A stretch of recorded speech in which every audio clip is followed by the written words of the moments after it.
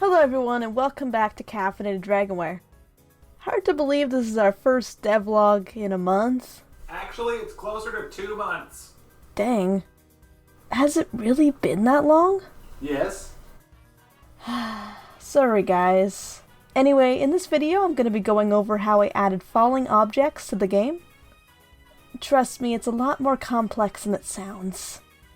You see, before these objects fall from the sky, the plan was to have a shadow appear on the ground as a way to signal the player to get out of the way in time. Oh, and this shadow has to react to the falling object, growing as it gets close to the ground, and following it around as it plummets.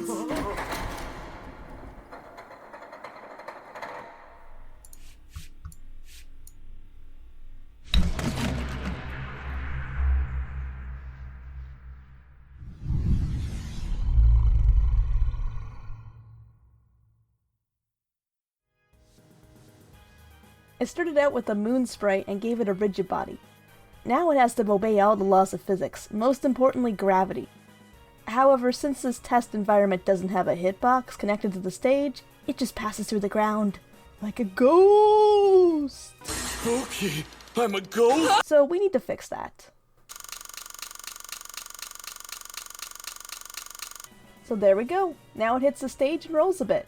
Side note, as much fun as it is to have multiple moons rolling all over the place, I decided to later delete the moons on impact with the ground so that way the screen doesn't get all cluttered and stuff. Next I got the moons to automatically spawn in random locations by having the computer pick a random number. Each moon then is spawned based on the random number, which controls how far left or right it will be, as well as the default Y value, which tells it how far up or down it's supposed to be. I also made sure it wouldn't spawn in the same place twice in a row by telling the computer to check each number it picks. Basically, if the number matches the last one, it tosses it out and tries again until the two numbers are different. Now it's time for the hardest part, the shadow. No, not that shadow. To give the player a chance at dodging, I wanted to have a shadow spawn as a warning. Modifying the moon sprite, I made it so that a shadow spawns in and is paired up with each moon. I then tweaked the timing of it all so that there's a delay between the shadow appearing and the moon falling. Basically, the moon's location keeps getting reset until it's actually time to fall. Next, I gave the shadow a hitbox so when it collides with the moon, they both vanish.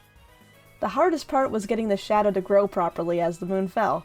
After a bunch of trial and error, I had the shadow grow at 4% each time the moon fell half a unit.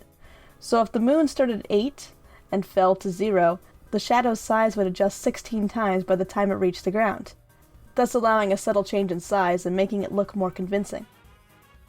Lastly, I had to make sure the shadow would follow the moon.